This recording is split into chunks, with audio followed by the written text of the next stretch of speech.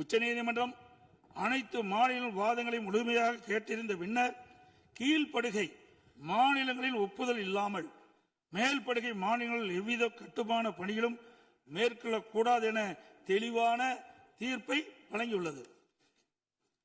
மேகதாது திட்டத்தை செயல்படுத்தக்கூடாது என்ற நமது நிலைப்பாட்டை உச்சநீதிமன்ற தீர்ப்புக்கு முன்னரும் பின்னரும் 25/2/2017, 27/2/2017, 4/9/2018, 8/10/2018 மற்றும் 2/11/2018 ஆகிய நாட்களில் நான் முதலமைச்சர் இருந்த காலத்தில் மாண்பு பிரதமர் அவர்களுக்கு கடிதங்கள் மூலமாகவும் நேரடியாகவும் சந்தித்து அணை கட்டுவதற்கான அனுமதியை மத்திய அரசு வழங்கக்கூடாது என்பது தொடர்ந்து வலியுறுத்தி கேட்டுக் கொள்ளப்பட்டது.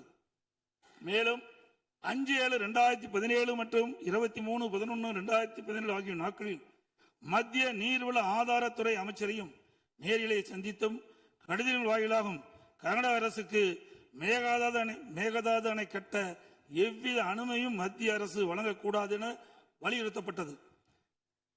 ஏற்கனவே உச்சநீதிமன்றம் பெங்களூரு நகரின் குடிநீர் தேவை உட்பட பிற பயன்பாட்டுக்காக 14.75 டிஎம்சி அடி நீரை கர்நாடக அரசுக்கு கூடுதலாக அளித்து உத்தரவிட்டுள்ளது.